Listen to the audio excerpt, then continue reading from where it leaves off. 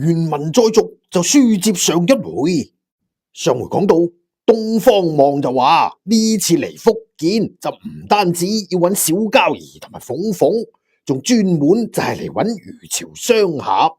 而朝俠又講唔知道東方俠蓋嚟揾我兩夫婦有何見教呢？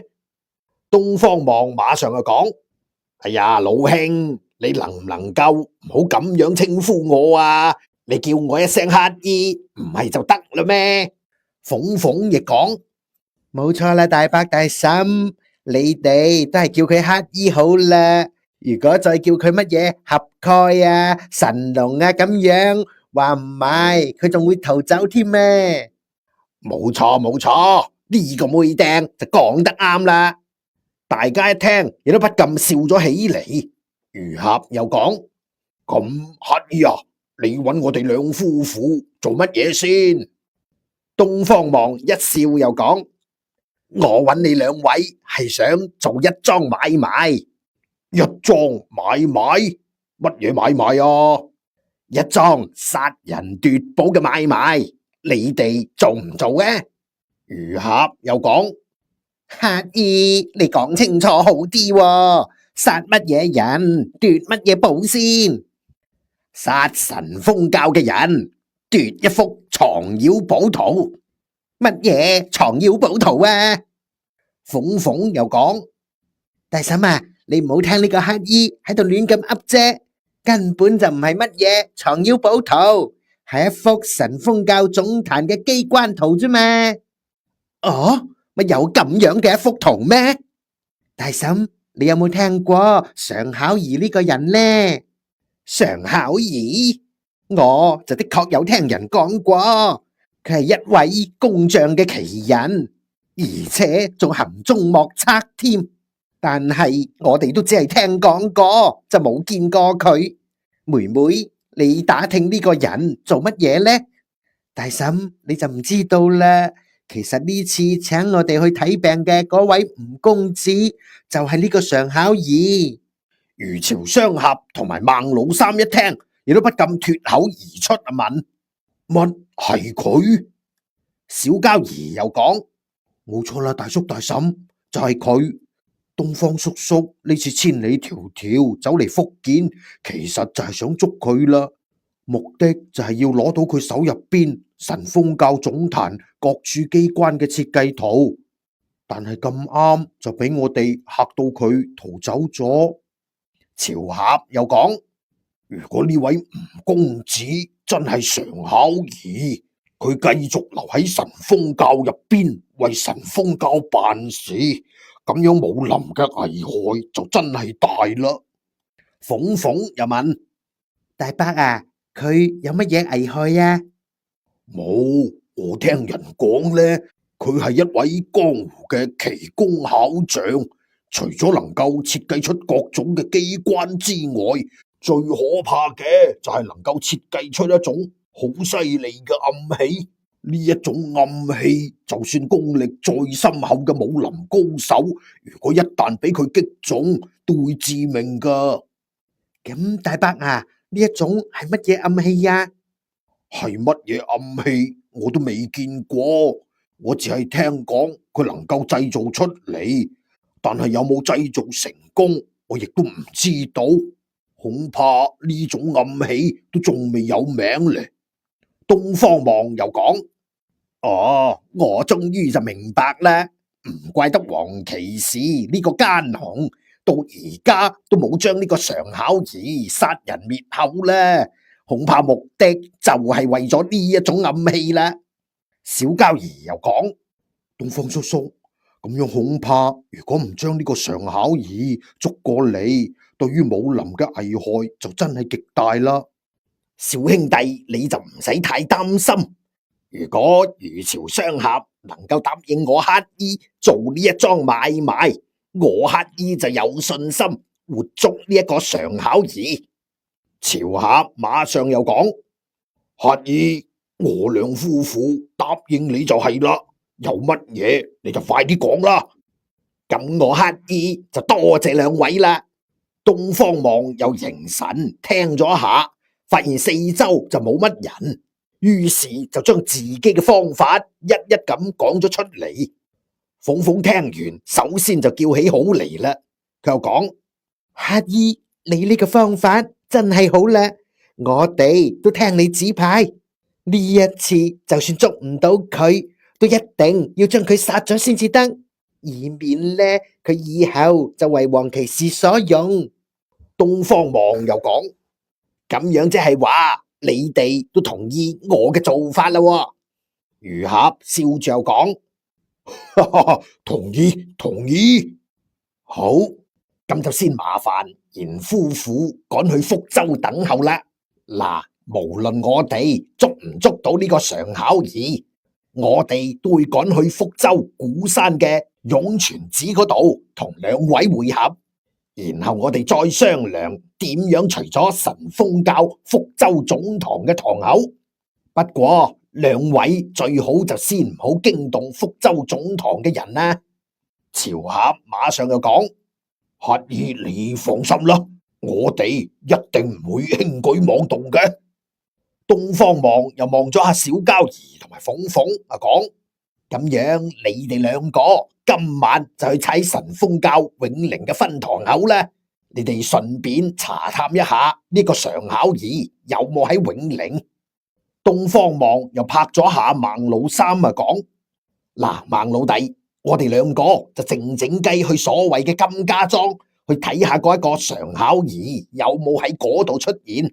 而家我哋大家就分頭行事呢。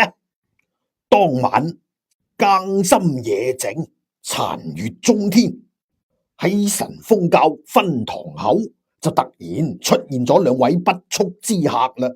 佢哋從頭到腳都披住一件漆黑嘅斗篷，只係露出一雙好似冷電咁樣嘅眼睛。而喺分堂入邊嗰啲守夜嘅人一眼見到呢兩個怪影，馬上嚇咗一大跳，因為呢兩個怪影啊就好似突然間喺地下嗰度冒出嚟咁樣。嗰兩個巡夜嘅人啱啱想叫啫，其中一個雙腳一軟，已經噼啪一聲笪咗喺地上邊啦，再都出唔到聲。而另外一個亦都俾一支寒氣逼人嘅劍尖貼咗喺佢嘅喉頭之上，跟住一把冰冷冷嘅聲音就講啦：你如果仲想生嘅話，就老老實實唔好喐，回答我嘅問題。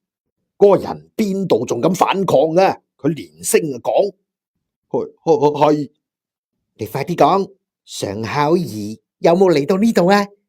我唔知道啊！馬上又聽到唓一聲，嗰個講話嘅人連叫都未嚟得切叫，就已經身首異處啦。條屍又砰一聲搭咗喺小交兒面前，小交兒連忙啊問：哎呀，鳳鳳，乜你殺咗佢啊？係啊，佢都唔知道啦，唔殺佢做乜嘢啊？鳳鳳，你點能夠亂咁殺人呢？哼，咩唔能夠啊？等陣我仲要大開殺戒添咧！我如果唔係咁樣，嗰個姓常嘅會出嚟咩？鳳鳳講完，冷冷嘅目光又馬上落咗喺啱啱倒地嘅嗰個侍衛身上啦。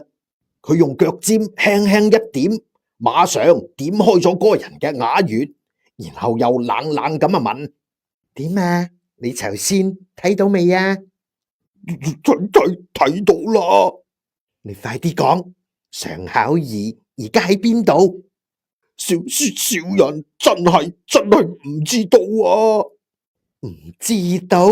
睇嚟你係想好似佢咁樣啦，係咪啊？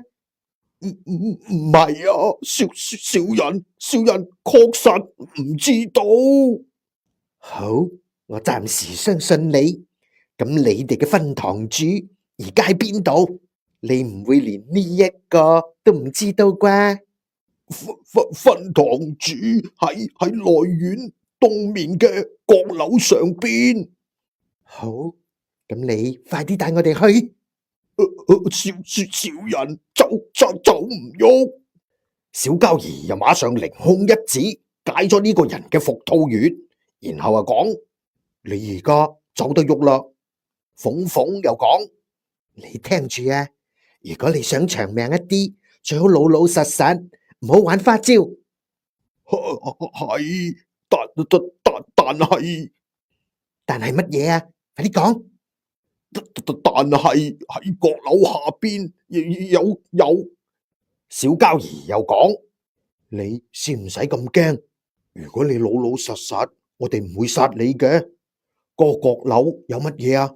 係唔係有機關啊？唔係，係有守衛，有守衛唔緊要，只要你帶我哋去到嗰度就得啦。係。於是呢個巡更守夜嘅侍衛就帶住小膠兒同埋鳳鳳嚟到咗內院一個閣樓之下。果然佢哋啱啱到啫，有人喝住就問啦：係邊個？鳳鳳馬上身如幻影，一下就去到嗰個人嘅面前，手起劍落，馬上就將佢挑翻喺地上啦。而另外一名守衛嚇到大叫啊，講：有刺客，有刺客啊！佢咁樣一叫，就唔單止將永寧嘅分堂主就驚醒咗，亦都將院內所有嘅人就驚醒咗啦。小膠兒對住嗰個帶路嘅人啊講：你而家走啦，走得越遠越好。你如果而家再唔走，等一陣呢個分堂恐怕就冇一個活人啦。嗰個巡更守夜嘅人邊度就敢留低啊？佢連忙契弟走得魔，轉身就慌忙逃走啦。小膠兒同埋鳳鳳嘅目的本來就係要端咗呢一個神風教嘅分堂，順便就睇下常巧兒係唔係匿埋喺呢度，並且就將佢嚇出嚟。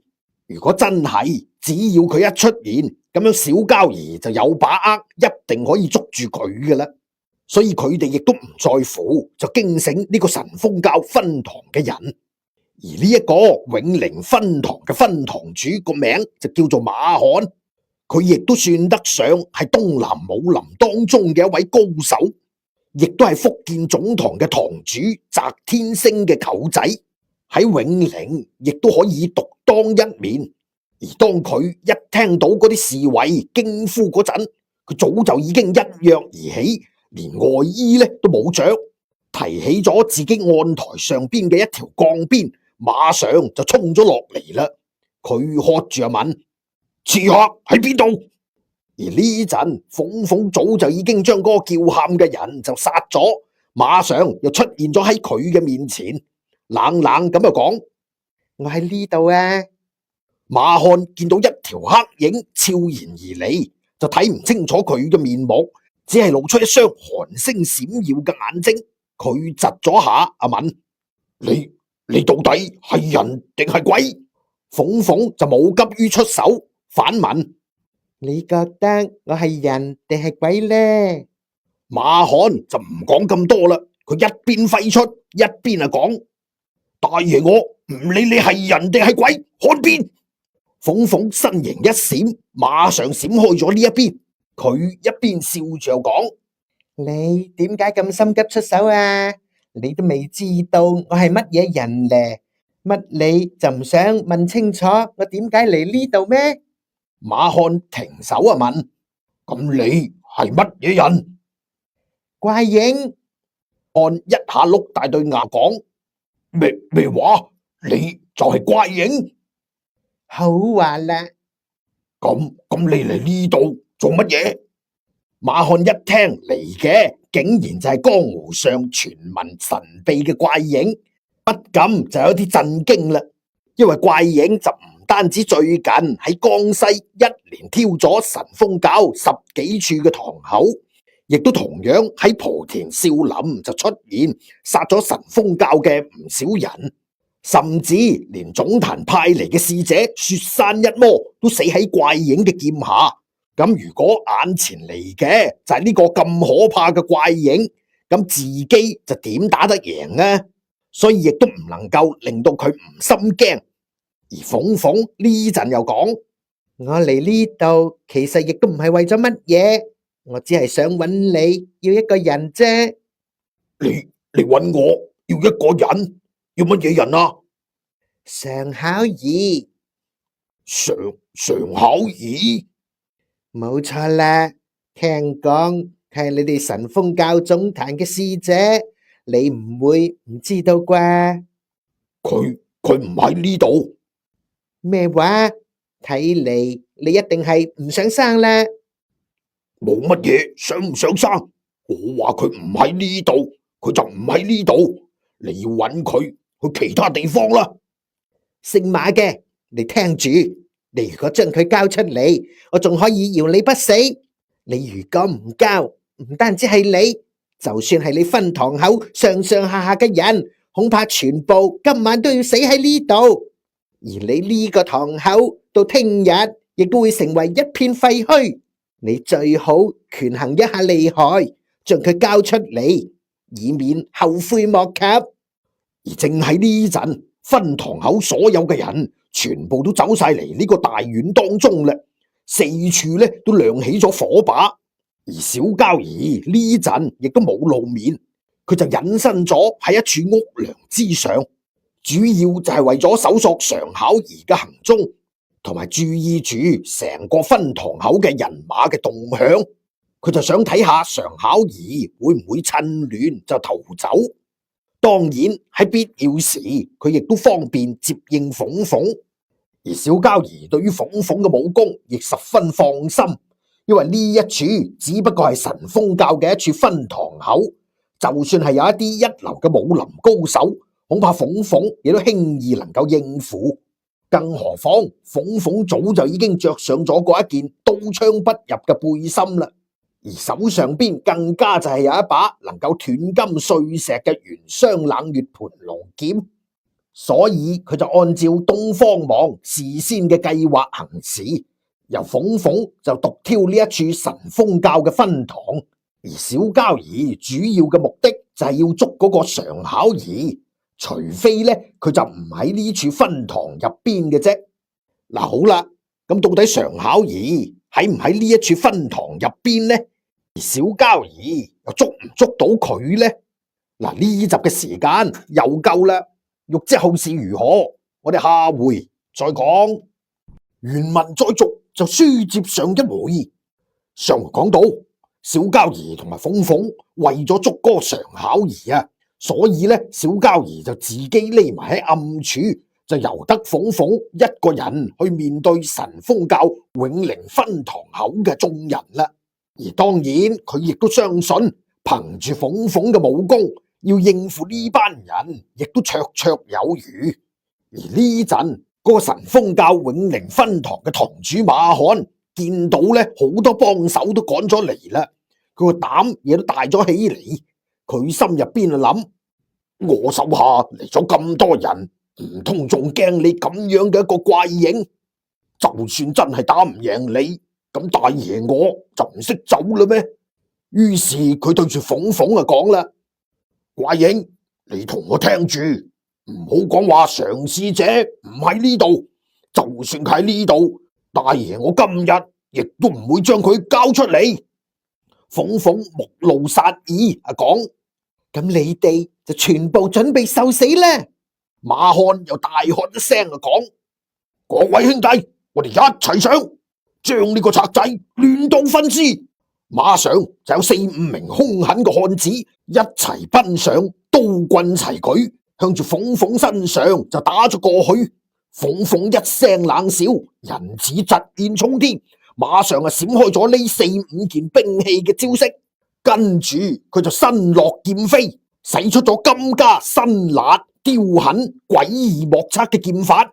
只見到劍光閃過之後，唔係刀斷劍飛呢，就係手斷人倒。嗰4、5名首先撲過嚟嘅兇狠漢子，只係喺2招之間就已經冇一個係完整嘅人啦，唔係死呢，就係受咗重傷。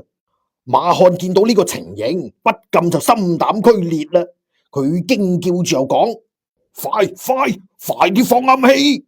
霎時之間，所有人嘅暗器、飛箭、金鏢、毒龍針、梨花針、毒沙等等，一齊就向住鳳鳳激發射出，有啲仲勁到凌厲，可以入金裂石啊！顯然喺呢班人當中有2、3位呢，就係使用暗器嘅高手啦。咁呢啲密集到好似雨點嘅暗器，從四面八方擊射而嚟，而且仲集中喺一個目標身上，仲幾乎冇一支係唔中嘅添。呢一個就正係神風教永靈分堂嘅絕招啊！往往就係呢一招，佢哋都會擊傷同埋擊退唔少嘅敵人，從而就轉危為安嘅。嗱，鳳鳳可以講就係身經百戰，佢臨敵交鋒嘅經驗就極為豐富啊！佢一聽到個馬漢講出放暗器呢三個字，佢就已經馬上形神運起，令到自己全身好似旋風咁樣旋轉。佢手中嘅嗰把劍呢，更加就舞成咗一個光團咁樣，罩住自己全身嘅上下。劍勁同埋身體旋轉就形成咗一道道嘅勁風，將射嚟嘅暗器就震開咗唔少，而震唔開嗰啲，亦都俾佢手中嘅劍就擋翻去，一下又射傷咗神風教幾位嘅賊人。跟住鳳鳳成個人又好似疾箭咁凌空而起，嗰把劍又舞成一道道嘅光團，幾乎就快如閃電，凌空直下。一下就掃低咗東南面一群放暗器嘅高手啦，而就喺呢個時候，小交兒喺瓦面上邊亦都掀起咗一塊瓦片，佢就將嗰塊瓦片捏成咗一粒粒嘅碎石，就以范正山飛線穿針嘅手法，一下又射低咗一批嘅暗器高手，而霎時之間，成個小院慘叫聲就此起彼落。鳳鳳喺刺傷同埋挑翻咗一批射手之後，一下又落到咗喺馬漢嘅面前，佢冷冷咁又講：馬賊，你而家攞條命嚟！跟住佢又一劍揮出，流光閃動，凌空就向住馬漢直劈而下啦。馬漢馬上就嚇到大驚失色，連忙就用手上嘅鋼鞭接招，只聽見當一聲。馬漢嘅一條軟鞭就已經俾鳳鳳手上嘅寶劍就劈為兩截啦。如果唔係佢避得快嘅話，咁樣鳳鳳呢一劍早就已經攞咗佢條狗命噶啦。馬漢嘅身後又馬上有4名嘅侍衛揮舞鋼刀直攻鳳鳳，鳳鳳身形輕轉，嗰把劍呢亦都隨身輕轉，4名嘅護衛馬上又俾佢打發咗去陰曹地府啦。馬漢又邊度見過咁高超嘅身法同埋劍法先得噶？佢就唔理得咁多啦，轉過身嚟就要逃走。鳳鳳喺後邊冷笑一聲啊，講：乜你以為你走得甩咩？跟住佢又身形一閃，馬上又攔住喺馬漢嘅前面啦。嗰馬漢嚇到掉頭又想往外走，但係佢啱啱走出2丈遠啫。鳳鳳好似幻影咁樣嘅身形，又馬上去到咗佢面前。馬漢呢陣先至知道呢個怪影嘅武功簡直就係不可思議，佢就知道自己今日點都冇辦法走得甩噶啦。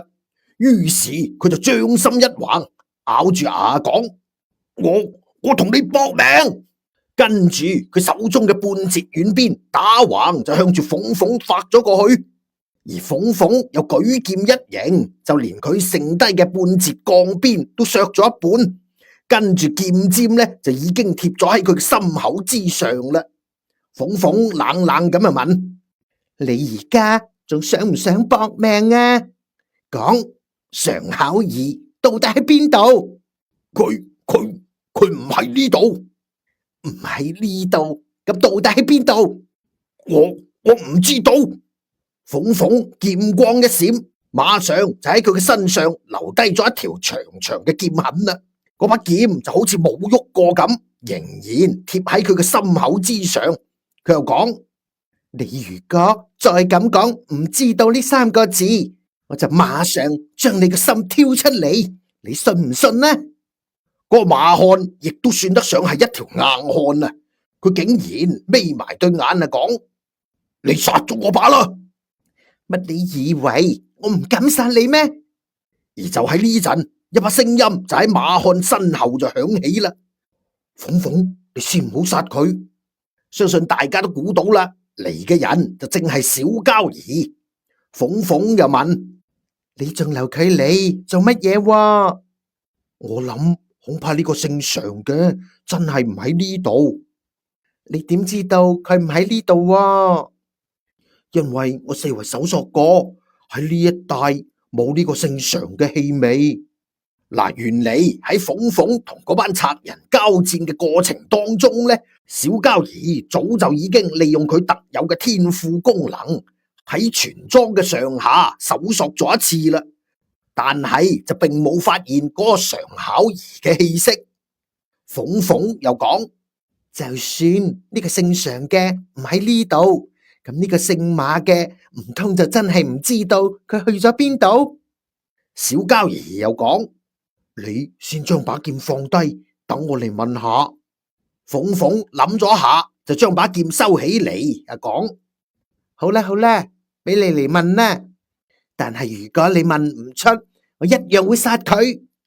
個馬漢本來就閉目待死嘅，佢就點都諗唔到，竟然就有人突然出手嚟救佢啊！佢擘大對眼一睇，又係覺得一陣驚異，因為嚟嘅竟然又係一個同怪影一模一樣嘅人，從頭到腳都罩住一件黑袍，只係露出一對好似冷電咁樣嘅眼睛。佢驚異咁啊問：你都係怪影？冇錯，我亦係怪影。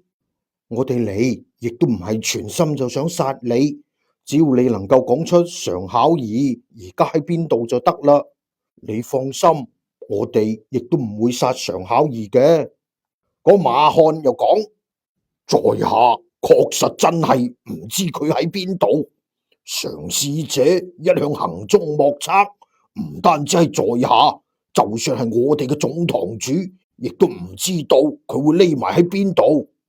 鳳鳳就問：咁尋晚呢，佢俾人一把火燒咗莊園嘅事，你唔會唔知道啦啩？呢件事在下當然知道啦，但係在下趕到去佢莊園嗰陣，嗰一帶已經成為一片廢墟啦。我四圍揾過，亦都冇發現常使者嘅下落。唔瞞你哋講句，其實在下亦都接到總堂主嘅命令，要四圍揾常使者。咁樣講，佢真係冇走嚟你呢度？真係冇。鳳鳳又逼視佢，又講：你冇講假話？在下可以對天發誓，唔敢欺騙兩位。如果兩位唔信嘅話，就殺咗在下啦。小交兒又講：好，我相信你，你可以走啦。鳳鳳又講：咩話？你就咁樣就放佢走啦？鳳鳳，我哋殺咗佢都冇用。哼，我哋如果唔殺佢，佢唔係繼續會為神風教效命咩？小交兒諗咗下，又講：馬堂主，你能唔能夠聽在下兩句話？大俠，請講啦。在下勸馬堂主都係自愛，從此遠離神風教罷啦，唔好再為黃騎士賣命啦。如果唔係，就算我哋今晚放過你，恐怕你今後一定會俾其他人所殺。馬漢就不禁企喺度沉思起嚟。小交兒又講：我緣盡於此啦，希望馬堂主你自當珍重。你而家走啦，我哋要放火燒咗呢度。個馬漢窒咗下，講：咩話？你哋要放火？鳳鳳又講：當然啦，你以為我哋會將呢度留翻俾神風教嘅人所用咩？我哋唔殺你就已經算好噶啦，你仲想保住呢個堂口？馬漢又睇咗下四周圍，然後長嘆一聲，就悄然而去啦。佢走咗之後，呢一處神風教嘅分堂口又馬上點起咗幾處紅紅嘅大火。而小交兒又匿埋喺暗處睇咗嗰啲火燒咗一陣，見到都係冇乜嘢動靜，又馬上向住所謂嘅金家莊而去啦。而無奈佢哋就已經嚟到咗金家莊，同東方望孟老三就會合。喺曉風殘月之下，佢哋喺金家莊嘅後龍山樹林當中就見到咗東方望同埋孟老三啦。小膠兒首先就問：東方叔叔，姓常嘅有冇喺呢度附近出現啊？東方望又講：小兄弟，如果我有發現，仲會踎喺呢個樹林呢度慰問咩？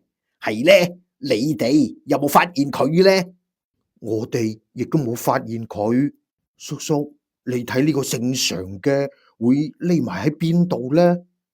小兄弟，如果我乞兒知道，早就去咗捉佢啦。鳳鳳又講：睇嚟呢兩處地方都冇，我哋就好趕去神風教總堂揾翟天星要人啦。乞兒，呢個姓常嘅會唔會真係去咗福州呢？會定，呢一層我亦都唔敢保證，只好去撞下運氣啦。叔叔，咁我哋走啦。好好，但係你哋三個就先行一步。你唔同我哋一齊？小兄弟，你睇下我啊，爛身爛世。如果我同你哋走埋一齊，唔係好容易引人注意啦咩？嗱，你哋就先走，我乞兒呢跟住就嚟。小膠兒同埋鳳鳳正想轉身走，東方望又叫住佢哋講：啊，冇錯啦，小兄弟啊，你哋就咁樣上路，恐怕就唔得喎。鳳鳳又問：咁我哋要點樣上路先至得啊？嗱，你哋如果真係想捉嗰個常巧兒，就唔能夠再以呢一副江湖郎中嘅面目出現啦。叔叔，你嘅意思係要我哋改容化妝？冇錯，冇錯，最好呢就改容化妝，變成一對青年嘅兄妹。孟老三有啲愕然又講：東方大俠啊，咁樣得咩？佢哋係中年人，又點改容成青年啊？化成老人仲差唔多。孟老弟，你就唔明噶啦，呢一對江湖郎中夫婦有嘅呢就係易容嘅本事。孟老三馬上有啲疑惑咁啊講：乜真係嘅咩？而其實直到而家為止啊，佢根本就未曾見過鳳鳳同埋小膠兒嘅真面目。鳳鳳又諗咗一下，啊講：好啦好啦，你哋先喺度等陣，我哋兩個先去樹林嗰度裝扮一下啦。過咗一陣，小膠兒同埋鳳鳳又從密林當中就走翻出嚟。孟老三定神一睇，不禁就嚇到成個人呆咗喺度，就唔識喐。因為而家喺佢面前出現嘅，竟然就係一對神韻異常嘅俊男美女。男嘅就俊逸瀟灑，神采照人；女嘅呢就秀麗無比，清雅脫俗啊！同佢以往所見到嘅面容焦黃嘅郎中，同埋醜陋嘅中年婦女相比，幾乎一個就喺天，一個就喺地。咁樣嘅一對倜儻不群、玉樹臨風嘅俊男少女，令到孟老三就簡直唔敢相信。佢驚疑咁啊問：乜你哋就係籌仙嘅郎中先生同埋夫人？鳳鳳笑就講：乜你覺得我哋唔係？個孟老三一聽把聲，的而且確呢一把聲呢，就係籌仙嘅嗰個醜陋嘅孫夫人嘅聲音，佢不由得驚喜而拜。佢又講：唔怪得孫大夫俾江湖中人稱為怪醫啦，醫術唔單止高明，易容術亦都天下無雙，實在令小人佩服啦。嗱，呢個孟老三啊，佢仍然都唔知道，而家自己睇到嘅先至係鳳鳳同埋小膠兒嘅真面目。佢仲以為面前所見到嘅呢兩個人係佢哋通過易容先裝扮成咁樣嘅。小膠兒又講：孟大哥，我哋都係快啲上路啦。係，小人今後應該點稱呼兩位先係呀？東方望又講：你就稱呼佢兩個為孫公子同埋孫小姐啦。仲有，暫時就委屈下老弟你當佢兩個嘅僕人啦。咁樣呢先至唔會引人注意。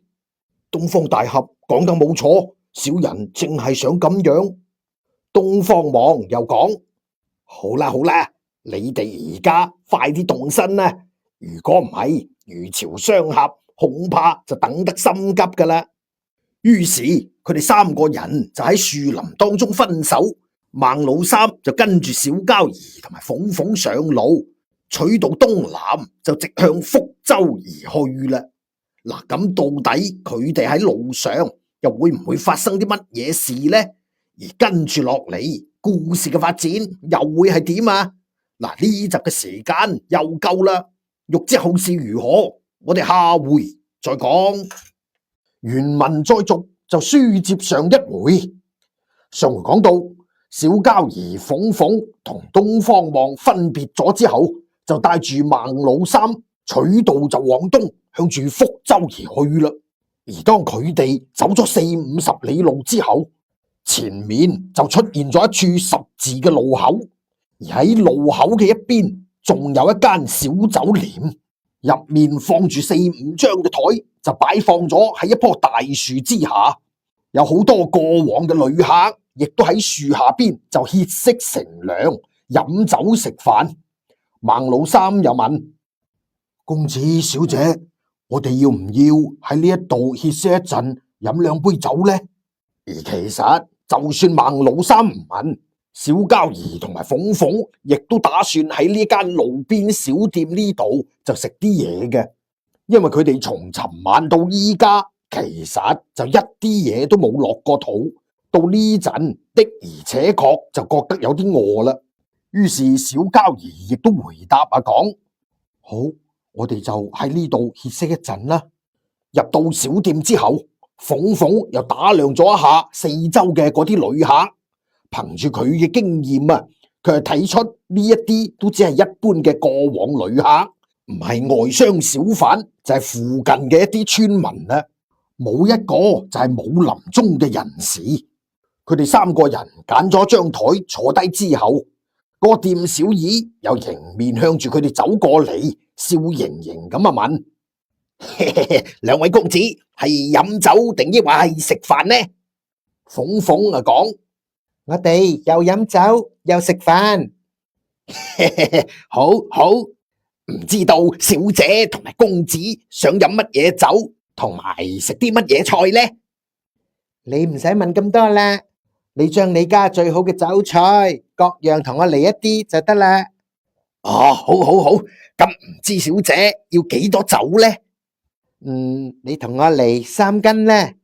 個店小二一聽有啲愕然咁講：咩話？小姐3斤？點啊？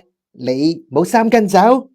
哦，唔係，小人係話小店嘅酒就比較烈，一般人啊飲2兩啊就頂唔順噶啦。小人只係擔心公子同埋小姐就唔知道，就驚3斤酒你哋會飲唔晒。你點知我哋飲唔晒？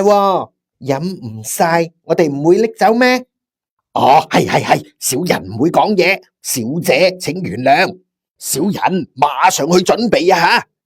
個店小二又同佢哋一人斟咗一杯茶，連忙就走咗入後邊準備酒菜啦。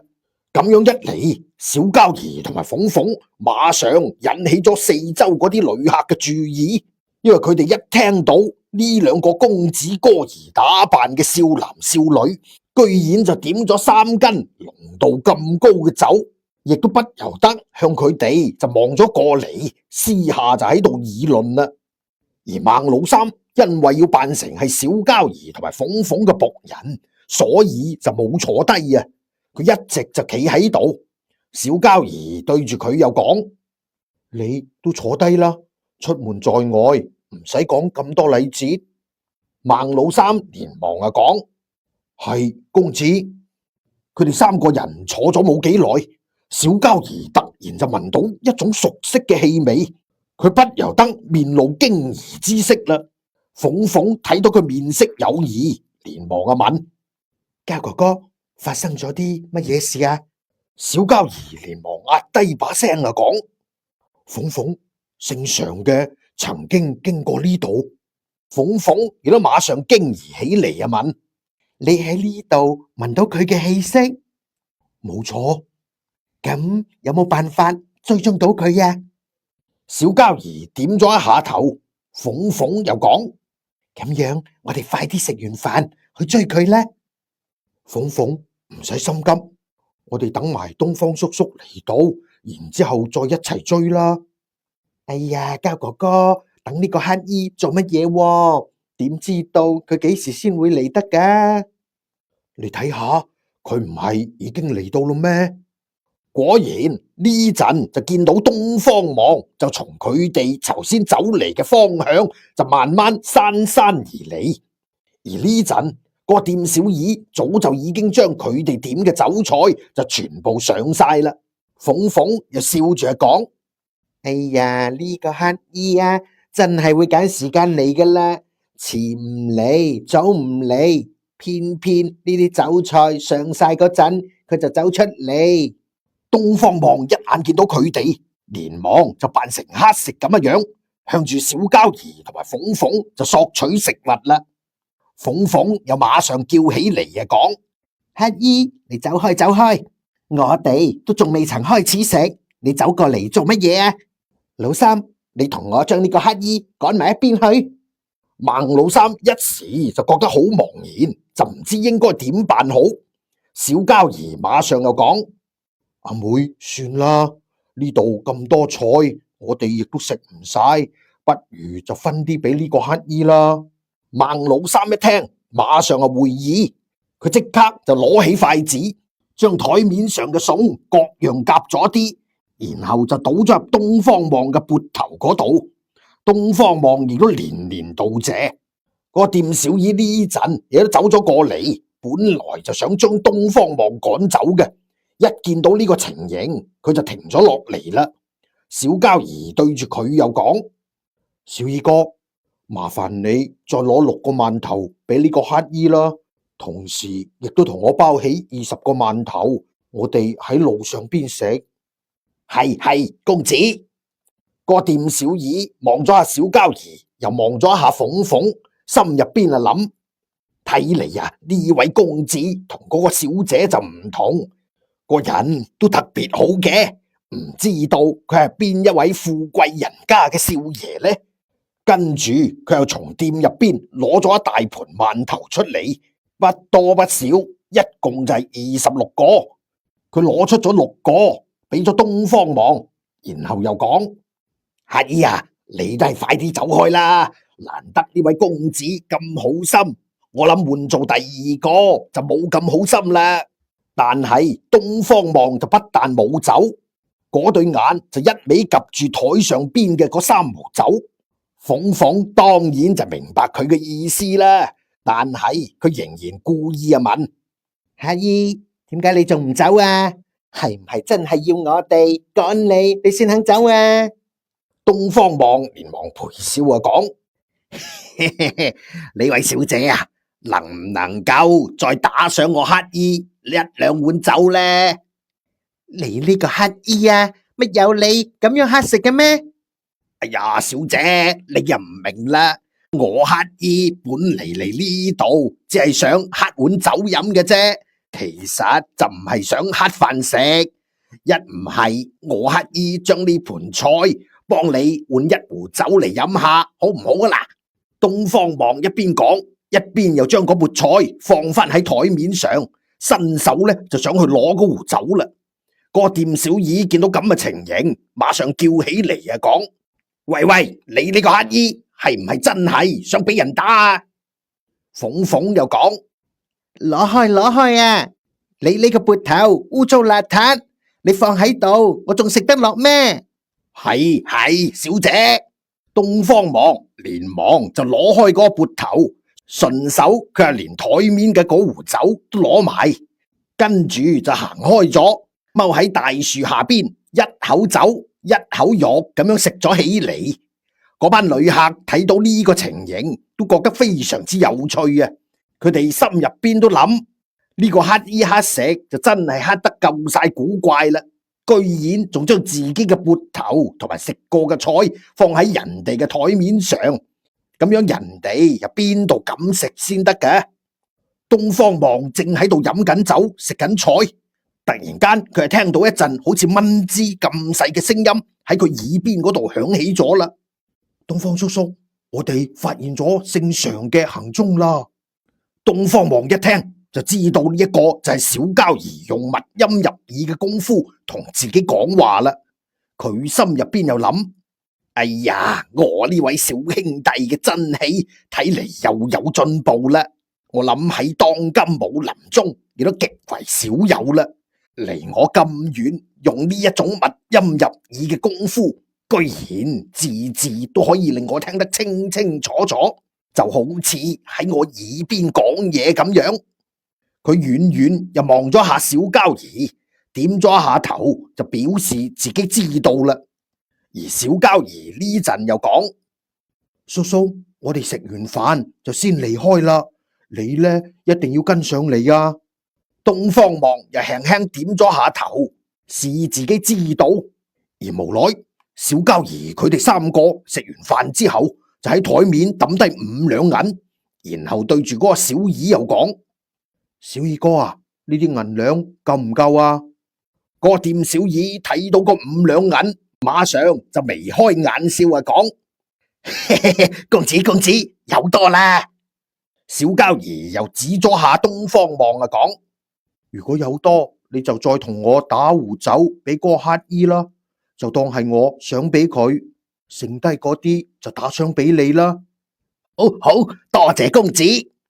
小膠兒佢哋三個走咗之後，嗰個店小二又攞咗一壺酒俾東方望，東方望又將嗰壺酒倒咗入自己嘅葫蘆入邊，然後就一邊飲酒一邊跟住小膠兒佢哋嘅方向而去啦。小膠兒、鳳鳳同埋孟老三，佢哋就冇再向東走啦，而係向住北面嘅一條小路而去。佢哋三個人走咗一段路之後，兩邊嘅村莊呢，亦都慢慢就變得稀少起嚟啦。再向前走就係一啲崇山峻嶺，嗰啲路亦都變得越嚟越崎嶇。鳳鳳唔放心咁啊問：膠哥哥，我哋會唔會走錯噶？鳳鳳，你放心啦，一定唔會走錯，就係呢一條路，一路上我都仲可以聞到佢身上嘅氣息。咁樣，我哋使唔使入去村嗰度向人打探一下？小膠兒諗咗下，講：我諗都係先唔使啦。如果一打探，我驚會打草驚蛇。我哋仲係先沿住佢嘅氣息去揾，睇下點樣嘅情況再講啦。鳳鳳又講：咁我哋使唔使等下個乞衣呢？唔使等啦，鳳鳳，叔叔佢早已經走咗喺我哋前面啦。佢走咗喺我哋前面，你點知道噶？因為我早就已經聞到叔叔身上嘅氣息。鳳鳳同埋孟老三都不禁有啲半信半疑，而果然，當佢哋走到一處三岔路口嗰陣，一眼就已經見到東方望瞓咗喺路邊樹下嘅一片草地上邊啦。鳳鳳同埋孟老三呢陣先真正相信小膠兒嘅嗅覺的而且確就係比常人靈敏都唔知幾多。鳳鳳連忙走過去就問東方望：乞衣，你幾時走到去我哋前面噶？東方望伸咗個懶腰講：妹釘，我呢就冇你哋咁好心情，一路上仲喺度睇風景，慢到都唔知踩死幾多路上邊嘅螞蟻啦。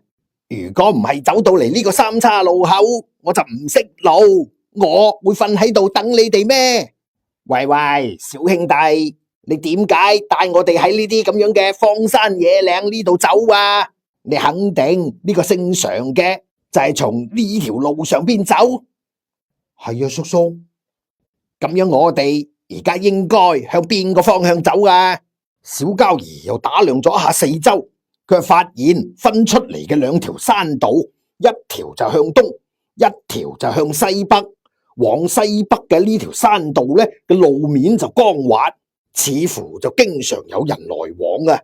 而往東嘅山道就係野草漫道，似乎就極少有人行走。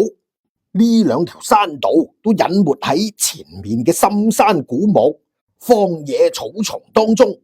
小膠兒又凝神咁向四周聞咗下，佢面上呢就突然露出一陣困惑之色啦。東方望又問：小兄弟點樣啊？小膠兒又講：奇怪啦，點解佢嘅氣息嚟到呢度會突然間消失咗嘅呢？鳳鳳又講：咩話？嚟到呢度消失咗？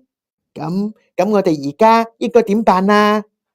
東方望又講：咁樣睇嚟，我哋只能夠分頭追蹤啦。小膠兒諗咗下，又講：叔叔，不如咁樣啦，你哋三個人向住西北呢條路走。如果前面有乜嘢嘅村落同埋寺廟，你哋就先住低落嚟，我轉頭就會去揾你哋噶啦。鳳鳳馬上又講：咩話？你一個人往東面走？係啊，唔得，我要跟住你。東方望又講：冇錯，你哋兩個人都係一齊走啦，互相都有個照應。我同孟老弟向西北呢一條山道走就得啦。佢講完就拖住孟老三往西北方向而去啦。佢哋走咗之後，鳳鳳又問小膠兒：我問你啊，你做乜嘢要一個人走喎？冇啊，我只係覺得一個人走會快啲啫。如果東面呢條山道我揾唔到聖常嘅氣息，我亦都會好快翻嚟揾你哋噶啦。哼，你即係話嫌我走得慢啫。咁好啊，我哋比試下輕功，睇下邊個走得快啊嗱。鳳鳳，我哋係揾人，又唔係比試輕功，快又有乜嘢用喎？我哋要一路上追尋氣味啊嘛。哼，我知道啦，你就係想抌低我。哎呀，鳳鳳，你點解咁樣講呢？唔係咁樣講，又應該點樣講喎？你想離開我，冇咁容易。小膠兒真係俾鳳鳳就搞到哭笑不得，佢只好講：好啦，鳳鳳，咁我哋一齊走啦。當然就係要一齊走啦。你講過唔會離開我，今生今世咧，我都纏住你噶啦。哦，好，好，我唔離開你就係啦，我哋走啦。於是佢哋兩個人就向住東面嘅呢一條野草叢生嘅山道中走去啦。嗱，咁到底佢哋幾個人又揾唔揾到呢個常巧兒呢？而跟住落嚟嘅故事發展又會係點啊？嗱，呢一集嘅時間又夠啦，欲知後事如何，我哋下回再講。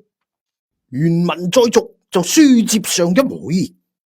上回講到，小膠兒同埋鳳鳳就向住東面嘅嗰一條野草叢生嘅山道上邊走去啦。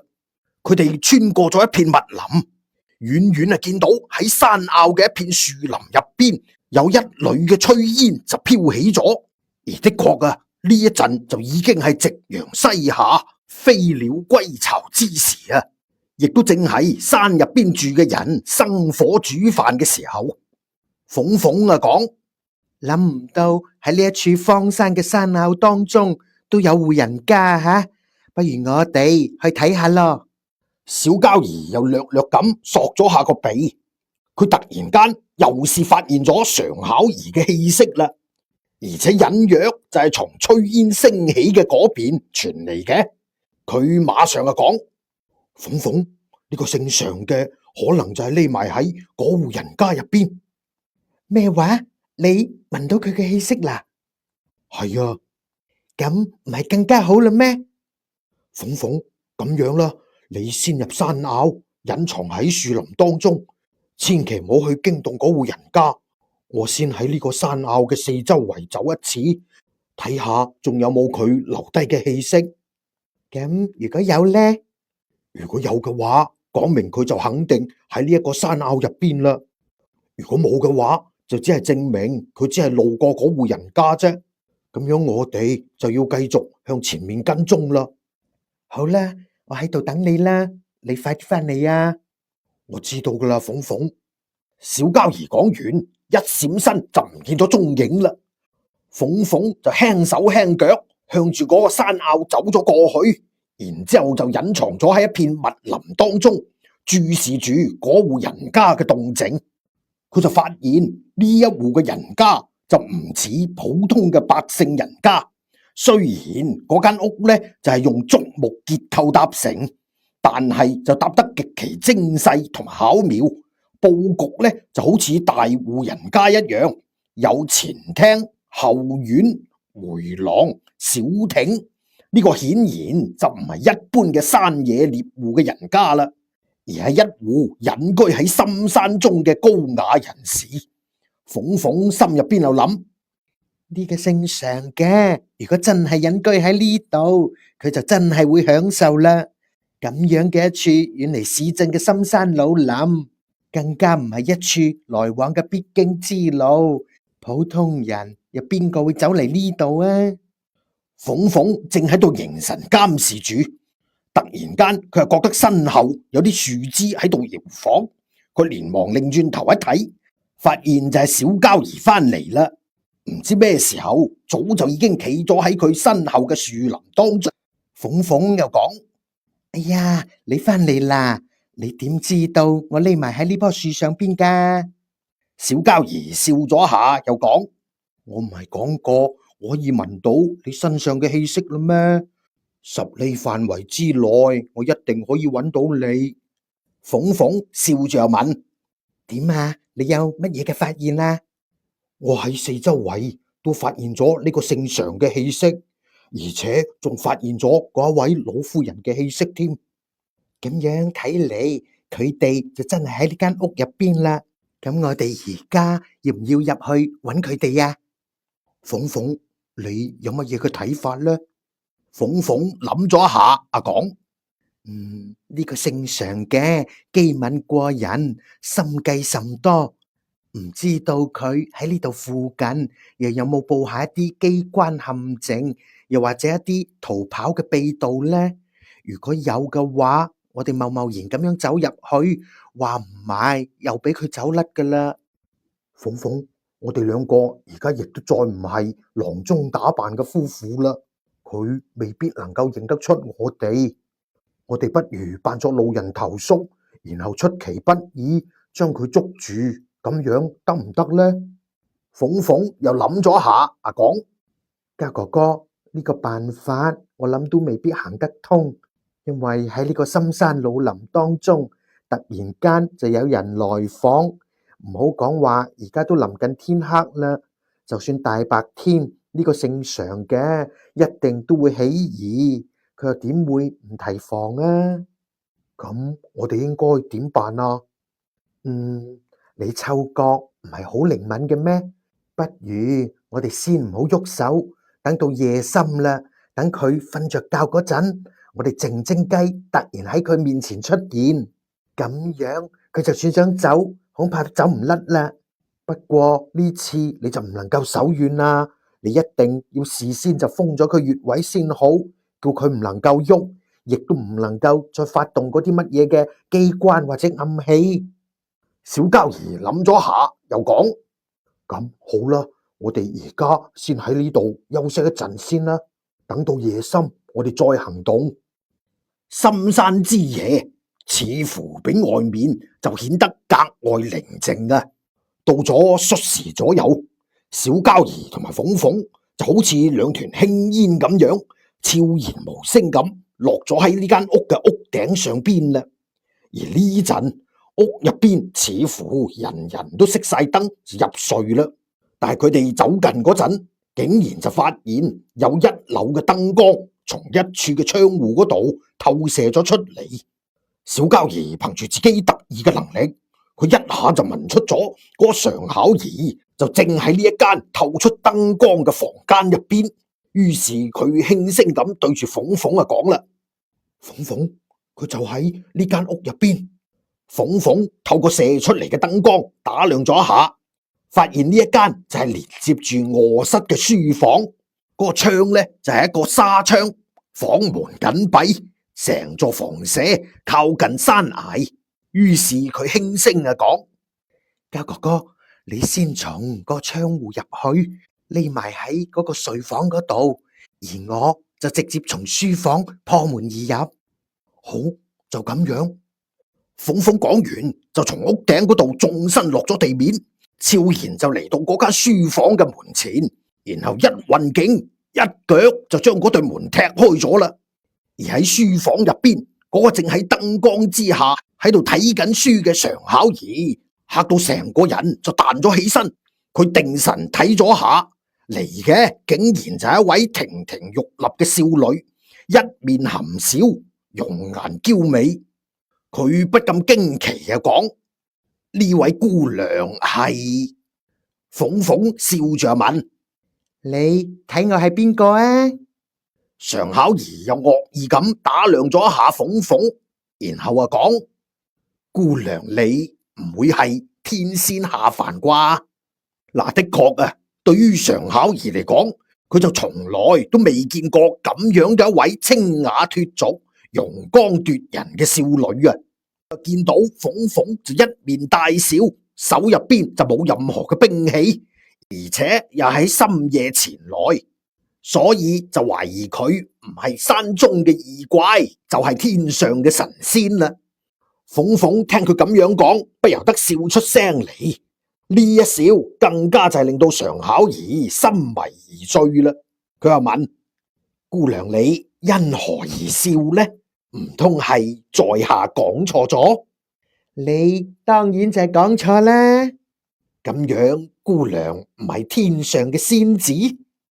我點會係乜嘢仙子喎？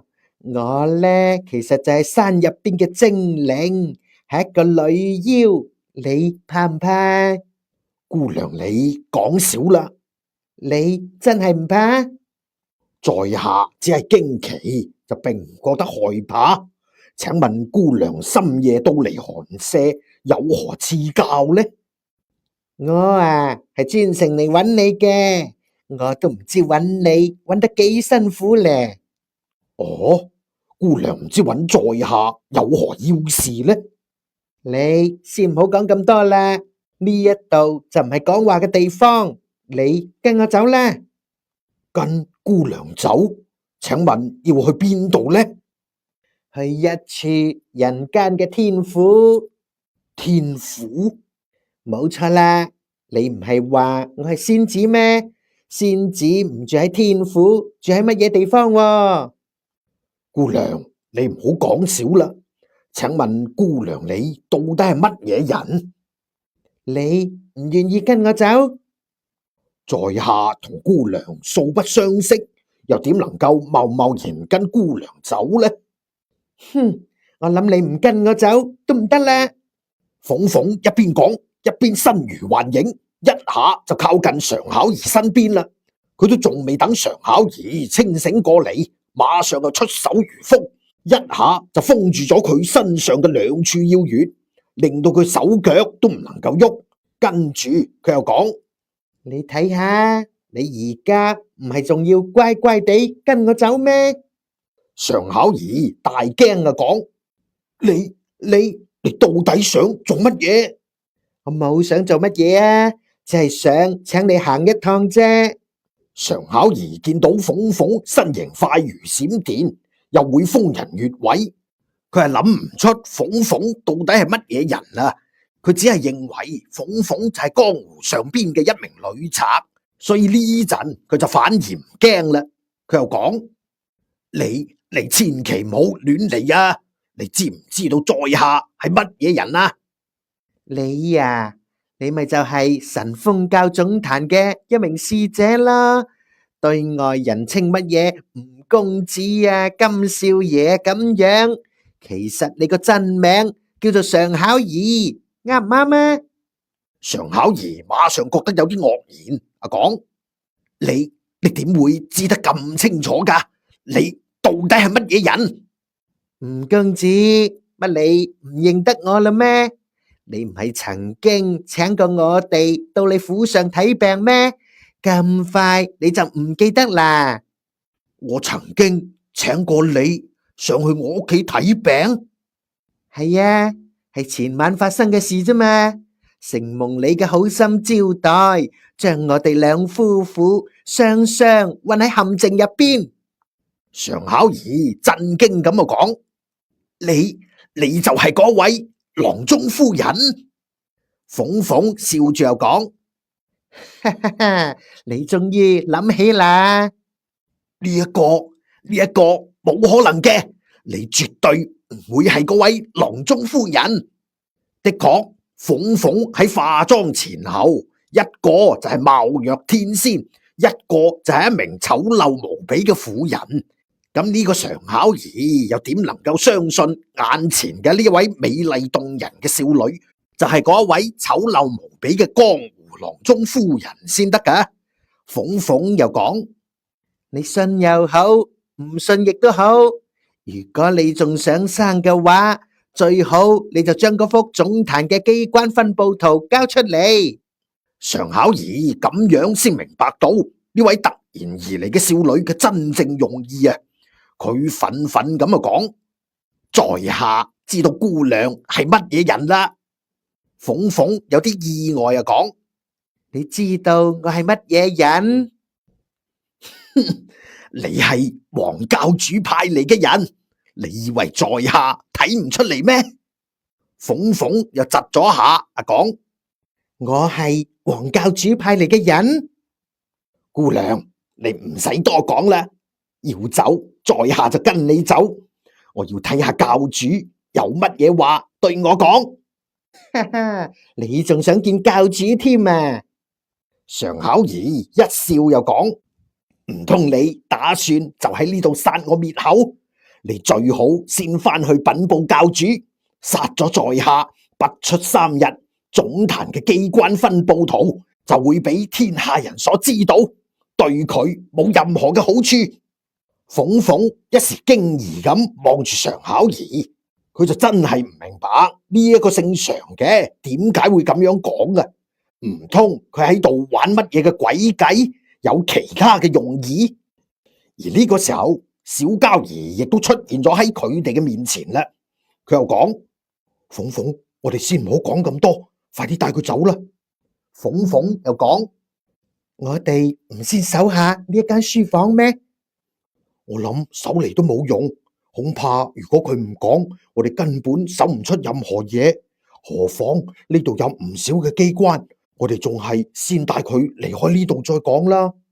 小交兒講完，又憑空出手，一下就點咗常巧兒嘅分水穴，然後稱起佢就跳咗上瓦面。佢哋兩個人亦都一齊向住一片山野當中飛奔而去啦。一路上，鳳鳳又問：交哥哥，我哋做乜嘢走得咁快喎？鳳鳳，你唔知啦，我聽出遠處有人正向住呢邊嚟緊。咩話？有人嚟緊？係乜嘢人啊？我都唔係太清楚，但係佢嘅輕功就極好。咁樣會唔會係東方網嗰個乞衣呢？唔係東方叔叔佢哋，你睇下嗰兩個人嚟到啦。鳳鳳凝神一睇，只見喺朦朧嘅月光之下，果然有兩條黑影，以極好嘅輕功，快如飛鳥咁樣就走咗入常巧兒所住嘅山莊之內。鳳鳳又講：奇啦，佢哋係乜嘢人呢？我要去睇下。小交兒正想叫住鳳鳳，叫佢唔好去啊咁樣，但係鳳鳳個人已經好似一陣風咁疾馳而去啦。小交兒想攔都攔唔住，只見到鳳鳳又好似一陣煙咁閃咗入山莊入邊，而無奈小交兒就聽到一把非常熟悉嘅聲音從夜風當中就傳咗過嚟，似乎就喺度問常巧兒到底去咗邊度。小交兒心入邊打咗個突，因為佢啊聽得出啊呢一把聲就正係神風教嘅冷面殺手馬良嘅聲音。佢心入邊啊諗：呢個馬良點解會嚟咗呢度揾常巧兒嘅？好在我同鳳鳳事先就將常巧兒捉到手，如果唔係，恐怕就會俾呢個殺手殺人滅口啦。跟住佢又聽到嗰位老夫人嘅聲音：老身實在唔知道佢去咗邊度。入夜嗰陣，常兒仲喺書房燈光下睇書，同埋研究佢嗰啲殺人嘅暗器。唔知點解而家佢就唔見咗。馬使者，呢個到底係點樣一回事啊？係唔係教主佢連夜請走咗常兒啊？馬良又講：夫人，在下正係奉教主之命，請佢總壇同教主相見，以免被人所害。真係嘅，馬使者你放心，常兒一向為人機警，應該冇人能夠殺到佢。夫人，唔通呢兩日所發生嘅事你就唔知道？先唔好講，你哋喺小鎮附近嘅金家莊俾人一把火燒為平地，就喺尋晚，我哋永寧嘅分堂口亦都俾人夷為平地啦。個老夫人又吃驚咁啊問：咩話？呢一切係唔係魚潮雙俠所為啊？唔係，據走翻出嚟嘅人講，係怪影所為。怪影，老夫人，怪影嘅武功極好，連在下都唔係佢嘅對手，而且佢行蹤詭秘，令人莫測。乜你哋以為你哋匿咗嚟呢度，怪影就唔會揾到你啦咩？所以教主一接到澤天星嘅飛鴿傳書，就馬上派在下嚟接應你哋啦。夫人你真係唔知道常使者佢去咗邊度？老身真係唔知道啊！咁會唔會係常使者突然間諗起啲乜嘢，所以就自己一個人出咗莊呢？常兒佢夜晚一向都唔會喺外面走動，你哋都知道啦。佢根本就唔識武功，又點敢夜媽媽一個人出莊先得噶？咁呢個莊入邊有冇人知道佢去咗邊度呢？佢去咗邊度，連老身都唔知道，恐怕莊入邊嘅人亦都唔會知道啦。因為一入夜，大家都關埋門就瞓覺啦。再講咁樣嘅一個偏僻嘅地方，除咗你同埋教主之外，又有邊個人會知道啊？夫人，你千祈唔好小睇怪影啊！個老夫人諗咗一陣，又講：唔通常兒早就發現有人嚟捉佢，所以匿埋咗喺秘道當中？咁樣，請夫人打開地道嘅機關，等我哋睇下常使者喺唔喺入邊。個老夫人又講：馬使者，唔瞞你講，其實常兒亦都唔想見你哋，恐怕你哋就算入到地道，亦都未必可以揾到佢。夫人嘅意思係？我嘅意思係，馬使者最好都係離開呢度，老身自然就會將呢件事轉告常兒。如果佢要見教主，自然會去總壇揾教主噶啦。你哋無需為佢擔心。跟住佢哋兩個人亦都同時唔出聲啦。成個深山又突然回復咗寧靜。